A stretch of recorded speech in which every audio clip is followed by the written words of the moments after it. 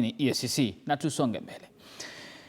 Wafanyabiashara wa soko kuu la Garissa Modi mtazamaji wanapewa notisi hii leo na maafisa wa Manispaa mjini Humo kwa kujenga upya soko hilo.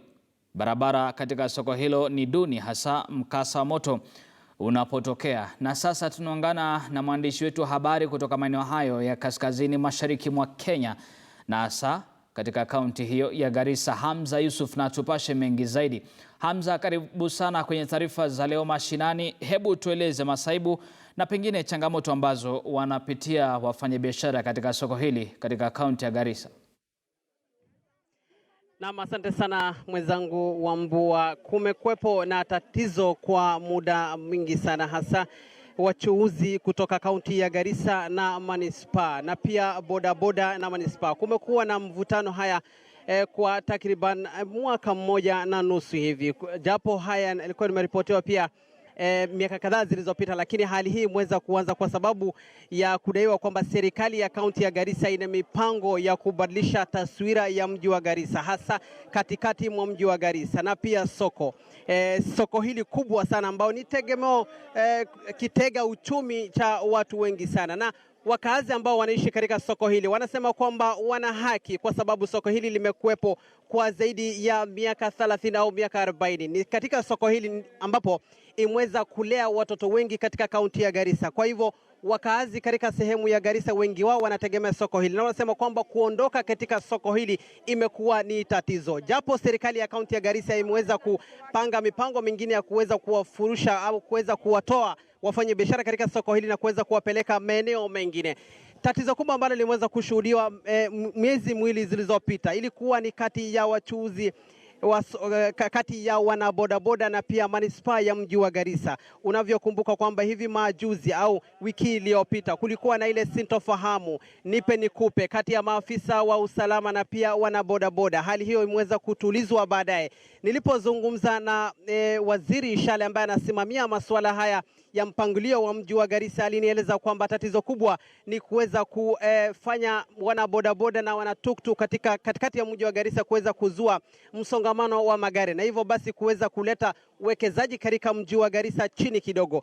Kwa sasa asubuhi ya leo kinachofanyika, askari wa kaunti ya Garissa na pia wale wa Manispaa kutoka mji wa Garissa wameweza kujumuika hapa nyumangu ili kuwapatia notisi wakazi, hasa wafanye biashara katika sehemu hii. Notisi ambayo inasemekana kwamba wataweza kutengeneza barabara kwa sababu nakumbuka soko hili la kaunti ya Garissa limeweza kuteketea mara mbili na ilikuwa vigumu sana kuweza kufikia kuokoa mali ya wakazi katika sehemu hii, hasa wakati mkasa wa moto unapotokea. Kwa sasa kinachoendelea ni kupewa notisi waweze kuhama wale hasa ambao wana zile vibanda vidogo vidogo vilivyo kando mwa barabara. Kama mwenzangu Jacob anaweza tembea nami kidogo, wananchi kama tunaweza kidogo tu dakika moja tuweze kuona kile wanazungumza. Kinachoendelea kwa sasa ni jamaa, kama unaweza zungumza Kiswahili tafadhali. Endelea.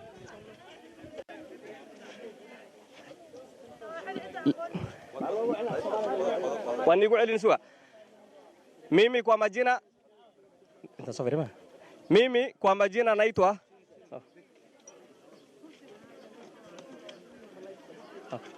mimi naitwa Ibrahim.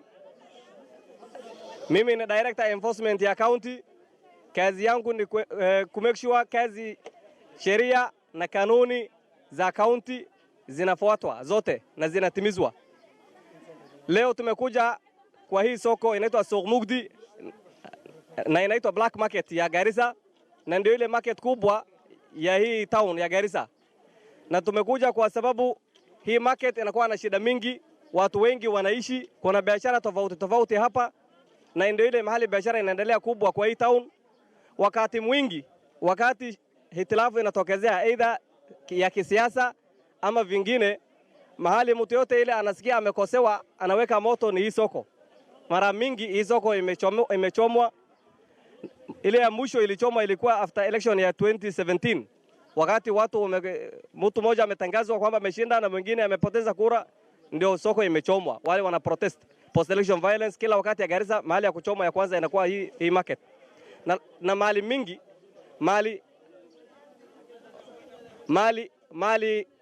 mali mingi ndio imepotea hapa, mamilioni.